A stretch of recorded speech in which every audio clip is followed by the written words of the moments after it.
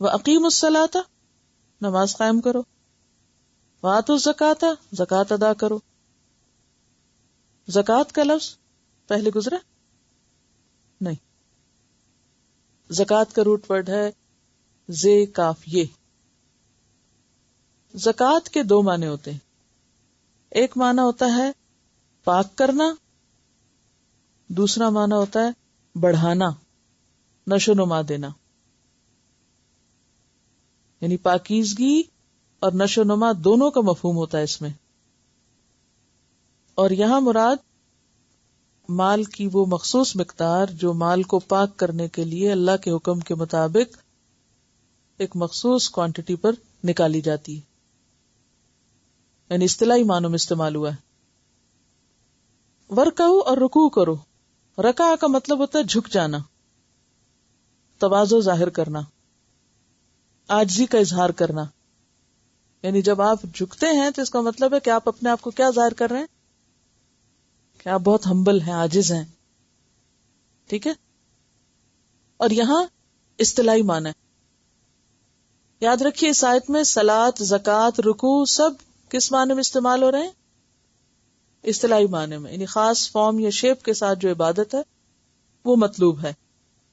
رکوع کرو، رکوع کرنے والوں کے ساتھ. اس کا یہ مطلب نہیں کہ آپ بس مسکین بندے نظر آؤ، یعنی جو نماز با جماعت ہے اس کی طرف اشارہ کیا جا رہا ہے. یعنی اکٹھے نماز پڑھو. رکوع کرنے والوں کے ساتھ رکوع کرو یعنی با جماعت نماز پڑھو. وَأَقِیمُوا الصَّلَاةَ نماز قائم کرو، کیونکہ نماز دین و دنیا کی ساری بھلائیوں کی کنجی ہے، جنت کی بھی یہ کنجی ہے. نماز قائم کرو. وَآتُوا الزَّکَاةَ زکوٰۃ دو، کیونکہ زکوٰۃ نہ صرف یہ کہ مال کو پاک کرتی ہے بلکہ اس کے ساتھ ساتھ انسان کے نفس اور روح کی طہارت کا بھی ذریعہ ہے. اب آپ دیکھیے کہ بنی اسرائیل کو بھی وہی حکم دیے جا رہے ہیں جو ہمارے لیے نماز اور زکوٰۃ. ورکعوا مع الراکعین، اور جماعت کے ساتھ نماز ادا کرو. رکوع کرنے والوں کے ساتھ رکوع کرو. یہود میں نماز کی تو کچھ نہ کچھ شکل موجود تھی، لیکن با جماعت نماز کرنے کا تو تصور ہی ختم ہو چکا تھا. زکوٰۃ ادا کرنے کی بجائے سود کھانا شروع کر دیا تھا. یعنی بجائے اس کے کہ اپنے مال میں سے دیتے، الٹا سود لینے لگے تھے. آگے قرآن پاک میں اس کی ڈیٹیل آئے گی. آج ہم مسلمانوں کا بھی یہی حال ہے. حضرت عبداللہ بن عمر کہتے ہیں کہ رسول اللہ صلی اللہ علیہ وسلم نے فرمایا، جماعت کی نماز اکیلے شخص کی نماز سے 27 گنا زیادہ فضیلت رکھتی ہے. پھر اسی طرح جو لوگ جماعت سے نہ پڑھیں نماز تو اس کے بارے میں بہت سخت حدیث آتی ہے بخاری میں. حضرت ابو ہریرہ کہتے ہیں کہ رسول اللہ صلی اللہ علیہ وسلم نے فرمایا، اس ذات کی قسم جس کے ہاتھ میں میری جان ہے، میں نے ارادہ کیا کہ لکڑیاں جمع کرنے کا حکم دوں، پھر نماز کا حکم دوں، اس کے لیے اذان کہی جائے، پھر کسی شخص کو حکم دوں کہ وہ لوگوں کو امامت کرائے، اور پھر میں جماعت سے پیچھے رہنے والوں کے ہاں جا کر ان کے گھروں کو خود آگ لگاؤں. اس ذات کی قسم جس کے ہاتھ میں میری جان ہے، اگر ان لوگوں کو یہ معلوم ہو کہ انہیں جماعت میں شامل ہونے پر ایک موٹی ہڈی یا 2 اچھے کھر ملیں گے تو یہ عشاء کی نماز میں ضرور آتے. یعنی اگر انہیں یہ پتا چل جائے کہ مسجد جائیں تو وہاں سے واپسی پر ایک موٹی ہڈی یعنی ایک دن کے کھانا پکانے کے لیے گوشت یا اور کچھ نہیں تو 2 اچھے کھری مل جائیں گے تو یہ ضرور مسجد جائیں، کیونکہ وہاں سے کھانے پینے کا سامان بھی لے آئیں گے، تو ضرور جائیں. یعنی انسان کا حال یہ ہے کہ گوشت خریدنے کے لیے وہ کئی کلومیٹر کا سفر کر سکتا ہے. خاص طور پہ یہاں جب حلال نہیں ملتا ہوگا یا دور ملتا ہوگا تو آپ دیکھیں کہ لوگ ٹریول کرتے ہیں. نہیں، وہ فلاں جگہ سے اچھا ملتا ہے وہاں تک جائیں گے، وہاں سستا ملتا ہے وہاں جائیں گے. اور اگر نماز پڑھنے کے لیے جانا ہو جماعت سے تو عموماً مردوں کا حال کیا، گھر ہی پڑھ لیتے ہیں. اچھے بھلوں کا یہی حال ہے. تو یہاں پر صرف یہ نہیں کہا نماز پڑھو، کہا ورکعوا مع الراکعین.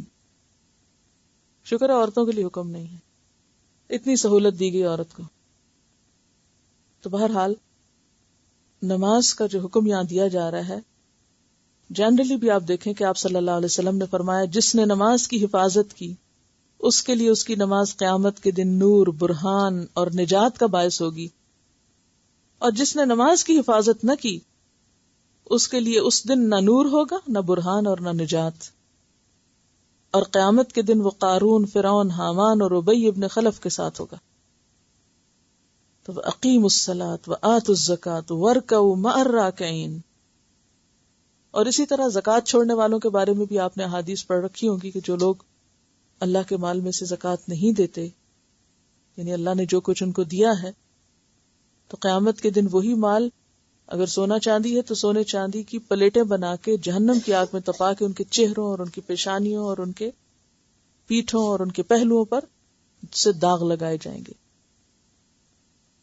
اور اسی طرح وہ گنجے ناک کی شکل اختیار کرے گا مال، اور ان کے جسم کو لپٹ کر ان کے جبڑوں کے اوپر کاٹے گا اور کہے گا انا مالو کا انا کنزو کا، میں تمہارا مال ہوں، میں تمہارا خزانہ ہوں۔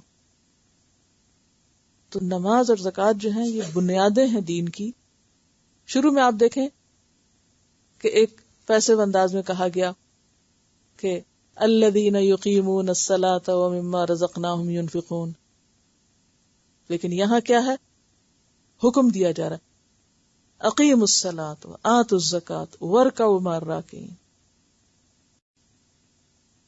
اتأمرون الناس، تأمرون روٹ ہے امر، حکم جس کو کہتے ہیں، کیا تم حکم دیتے ہو؟ آ کا کیا مطلب ہے؟ کیا استفہامیہ ہے، کسی کو اچھے یا برے کام کے لیے کہنا، ہدایت دینا، عام استعمال ہے۔ اتأمرون الناس گزر چکا ہے، بالبر نیکی کا، بر بے رے رے، ہر اچھے کام کے لیے یہ لفظ استعمال ہوتا ہے، ہر قسم کی نیکی کے لیے لفظ بر استعمال ہوتا ہے، عام معنی ہے۔ وتنسون، اور تم بھول جاتے ہو، نون سین یہ نسیان، یعنی خواہ وجہ کوئی بھی ہو، غفلت ہو یا حافظے کی کمزوری ہو، لیکن یہاں حافظے کی کمزوری مراد نہیں ہے، یہاں مراد غفلت ہے، لاپرواہی۔ وتنسون، اور تم بھول جاتے ہو، انفسکم، اپنے نفسوں کو، وانتم، حالانکہ تم تتلون، تتلون تے لام واو، تلا یتلو تلاوت کہتے ہیں پڑھنے کو، اور اس طرح پڑھنا کہ معنی پیچھے پیچھے آئے، کیونکہ تلا یتلو تلون کا مطلب ہوتا ہے کسی کے پیچھے جانا، تو تلاوت بے سوچے سمجھے پڑھنے کو نہیں کہتے۔ ہم تو تلاوت کس کو کہتے ہیں؟ تلاوت کر لو، صرف ریڈنگ کے لیے ہم تلاوت لفظ استعمال کرتے ہیں نا، تو یہاں صرف ریڈنگ کے لیے استعمال نہیں ہوا، بلکہ کس کے لیے ہوا؟ اس طرح پڑھنا کہ معنی پیچھے آئے، جیسے آپ سے کہا جاتا ہے سنو اور معنی کی طرف دھیان رکھو۔ ہاں، الکتاب، الکتاب سے مراد اللہ کی کتاب ہے، اور جس کانٹیکسٹ میں یہاں مراد ان کی اپنی تورات ہے، کیونکہ اہل کتاب سے بات ہو رہی ہے نا۔ افلا تعقلون، کیا تم عقل نہیں رکھو گے؟ کیا تم عقل سے کام نہیں لوگے؟ تعقلون کا روٹ کیا ہوگا؟ عین قاف لام، عقل، عقل سے کام لینا۔ عقل کا لفظی معنی ہوتا ہے باندھنا۔ عقل کا لفظی معنی کیا ہے؟ باندھنا۔ تو ہمارا دماغ بھی کیا کرتا ہے؟ معلومات کو باندھ باندھ کے رکھتا ہے، جمع کر کر کے رکھتا ہے، سمیٹ کے رکھتا ہے، پکڑ کے رکھتا ہے۔ اور ویسے بھی آپ کو پتا ہے دماغ کی جو شیپ ہے اس میں بھی ایسا لگتا ہے نا جیسے رسیاں ہیں، وائرز ہیں، تو کتنی ریزمبلنس ہے نا لفظ میں اور اس کی جو شیپ اور اس کے اندر جو کچھ ہے۔ افلا تعقلون، کیا تم باندھ کے نہیں رکھو گے؟ ریٹینشن نہیں کرو گے؟ یا عقل سے کام نہیں لوگے، سمجھو گے نہیں، بات اپنے دماغ میں بٹھاؤ گے نہیں، یا بٹھاتے نہیں ہو؟ اتأمرون الناس بالبر، کیا تم لوگوں کو نیکی کا حکم دیتے ہو؟ بر کا کیا معنی؟ ہر نیک کام، کوئی بھی نیکی کا کام، تزکیہ نفس ہو یا اصلاح کا کام ہو۔ وتنسون انفسکم، اور اپنے آپ کو بھول جاتے ہو، اوروں کو تو بڑی اچھی اچھی تقریریں کرتے ہو اور خود کو بھول جاتے ہو کہ ہمیں بھی حق کا ساتھ دینا ہے. اب پہلے کانٹیکس میں تو بنی اسرائیل کے علماء ہی کے لیے کہا جا رہا ہے، کیونکہ ان کا حال کیا تھا کہ جب لوگوں کے لیے واعظ اور نصیحت کی مجلسیں قائم کرتے تو اپنے عوام کو کیا سمجھاتے کہ دیکھو حق کا ساتھ دینا چاہیے، اچھے کام کرنے چاہیے. لیکن جب اپنے پہ بات آئی، نبی صلی اللہ علیہ وسلم تشریف لائے، حق کا ساتھ دینے کی بات تھی تو بھول گئے کہ ہمیں حق کا ساتھ دینا چاہیے. یعنی وہی بات جو وہ اپنے عوام کو سمجھاتے تھے وہ اپنے اوپر لاگو نہیں کرتے تھے. وَأَنْتُمْ تَتْلُونَ الْكِتَابَ، حالانکہ تم کتاب پڑھتے ہو. علماء بنی اسرائیل کی طرف اشارہ ہے کہ تم کتاب پڑھتے ہو، تمہاری کتاب میں لکھا ہے کہ اس پیغمبر کا ساتھ دو، پھر نہیں تم سمجھتے. افلا تعقلون، کیا تم عقل سے کام نہیں لیتے؟ کچھ نہیں سمجھتے؟ تمہاری عقل میں یہ بات نہیں آتی کہ جس چیز کا مطالبہ تم دوسروں سے کر رہے ہو وہ تم خود نہیں کرتے؟ دیکھیے اس وقت جو تفسیر کا انداز ہے اس کو آپ ذرا نوٹ کیجئے کہ آیت کا پہلا معنی بنی اسرائیل کے کانٹیکسٹ میں اور دوسرا معنی اپنے کانٹیکسٹ میں، خود کو آئینہ دکھانا. کیونکہ قرآن صرف بنی اسرائیل کے لیے نہیں اترا، اس کی ساری آیتیں ہمارے لیے بھی ہیں، اور اس آئینے میں ہمیں خود کو بھی دیکھنا ہے. ہم اس کی تفسیر صرف یہ نہیں کر سکتے یہ بنی اسرائیل یوں کرتے تھے ان کے علماء ایسے تھے، عوام ایسے تھے، فلاں ایسا تھا. ہمیں یہ دیکھنا ہے کہ کہیں ہم بھی تو ویسے ہی نہیں. تو ہر آیت کو دو طرح سے آپ دیکھیں گے، ایک ان کے کانٹیکس میں کہ وہ کیا کرتے تھے، اور ان کے عمل کے مطابق پھر اپنے آپ کو دیکھیں گے کہ کہیں ہم تو نہیں کرتے، خود سے ریلیٹ کریں گے. ٹھیک ہے؟ تو اب آپ دیکھیں کہ ان کے علماء تو یہ کرتے تھے، اب ہمارے علماء اور ہمارے لوگ وہ کیا کرتے ہیں؟ وہ بھی جس چیز کا مطالبہ دوسروں سے کرتے ہیں وہ چیز خود نہیں کرتے. ہم دوسروں کو کہتے ہیں وہ سچ بولا کرے، خود بولنے کی باری آتی تو بھول جاتے ہیں. دوسروں سے کہتے ہیں وعدہ پورا کریں، خود نہیں پورا کرتے. جو کام جس رویے کا دوسرے سے مطالبہ کرتے ہیں اس رویے کو اپنے اوپر لاگو نہیں کرتے. تو قرآن پاک کی سورۃ الصف میں کہا گیا لِمَ تَقُولُونَ مَا لَا تَفْعَلُونَ، کیوں کہتے ہو وہ بات جو کرتے نہیں ہو. حضرت شعیب علیہ السلام اپنی قوم کو نصیحت کرتے ہوئے کہتے ہیں وَمَا أُرِيدُ أَنْ أُخَالِفَكُمْ إِلَىٰ مَا أَنْهَاكُمْ عَنْهُ، میں ایسا نہیں ہوں کہ جس چیز کی طرف تمہیں بلا رہا ہوں خود وہ نہ کروں، اس کی خود مخالفت کروں. میں کروں گا بھی وہی جو تمہیں کہوں گا. إِنْ أُرِيدُ إِلَّا الْإِصْلَاحَ مَا اسْتَطَعْتُ، میں تو تمہاری اصلاح چاہتا ہوں جتنی مجھ میں ہمت ہے. اور یہ ایک حقیقت ہے کہ جو شخص صرف نصیحت کرنے والا ہو اور وہ کام خود نہ کرنے والا، اس کی نصیحت میں بھی اثر نہیں ہوتا. اس کے بارے میں ایک واقعہ ہے، شاید آپ نے کہیں سنا بھی ہو. ایک شخص کسی عالم کے پاس گیا اور کہنے لگا کہ میں غلام ہوں، آپ اپنے جمعے کے خطبے میں لوگوں کو اس بات پر اکسائیں کہ وہ غلاموں کو آزاد کیا کریں. تو ان کا ٹھیک ہے، میں ضرور تقریر کروں گا اس پر. جمعے کا دن آیا، اس نے بہت فضیلت سنائی کہ غلام آزاد کرنے کا کیا فائدہ ہوتا ہے، پھر خوب لوگوں کو ابھارا. تو دیکھا اگلے ہفتے تک کسی ایک نے بھی کوئی غلام آزاد نہیں کیا. پھر اس کے بعد وہ دوبارہ آیا، اس نے کہا اچھا. چند ہفتے گزرے تو وہ مسکین غلام آ کے کہنے لگا کیا بات ہے، آپ کی بات میں اثر کیوں نہیں، آپ کی بات لوگ مانتے کیوں نہیں. تو اسے یاد آ گیا کہ مسئلہ کیا ہے. اس نے کہا اچھا ٹھہرو. اس نے جا کے جمعے کے خطبے سے پہلے خود ایک غلام خرید کے آزاد کیا، یعنی کوئی غلام تھا اس کو لے لیا، پھر اس کو آزاد کر دیا، اور اس کے بعد آ کے خطبہ دیا. اسی جمعے اس کے مالک نے جس غلام کے کہنے پہ خطبہ دیتا تھا اس نے اس کو بھی آزاد کر دی. کہنے لگا مجھے فرق بتاؤ، اس دفعہ تم نے کیا کیا تھا، کیا کہا تھا کہ تمہارے کہنے پر پچھلے جمعوں میں اثر کوئی نہیں ہوا، اس جمعے مجھے آزادی مل گئی. اس نے کہا تھا میں نے یہ کیا تھا. اچھا، میں نے ایک ہوم ورک دیا تھا اور میں نے جان بوجھ کے کل نہیں پوچھا بھلا آپ میں سے کوئی خود بتاتا ہے یا نہیں، یا کوئی ذکر کرتا ہے یا نہیں، لیکن الحمدللہ ہمارے جو آن لائن اسٹوڈینٹس ہیں ان میں سے ایک نے اپنا ایک واقعہ لکھ کے بھیجا، ان کو اس ہوم ورک نے کتنا فائدہ دیا. اور وہ ہوم ورک تھا کہ ویکینڈ پر یا تو اپنے رشتہ دار سے ملاقات کرنی ہے، اور خصوصاً والدہ کا میں نے کہا تھا کہ ماں سے شروع کرنا ہے، کیونکہ قرآن میں سب سے پہلا حکم احسان کرنے کا والدین ہے. سب سے پہلا احسان. اگر ماں باپ کو کوئی بھول جائے اور باقیوں کے ساتھ احسان کرتا رہے تو اس کا احسان احسان نہیں ہے. ٹھیک ہے وہ ایک نیکی ہے، مگر اصل احسان ماں باپ کے ساتھ ہے. اور اس میں یہ بھی کہا تھا کہ اگر کوئی رشتہ دار ناراض ہیں تو ان کو کچھ منا لیں، کال کر لیں، کچھ کر لیں. تو اس میں ایک ای میل ہے، میں آپ کو تھوڑا سا چاہتی ہوں کہ پڑھ کے سناؤں. I wanted to share the feeling with you and with Madam Farhat Hashmi after the homework we have been given on Thursday. She wanted each of us to call or get in touch with someone who have been forgotten due to whatever reasons. So here I was thinking about my husband's older brother, who have not been talking to us since last 16 years, or I can say since I got married.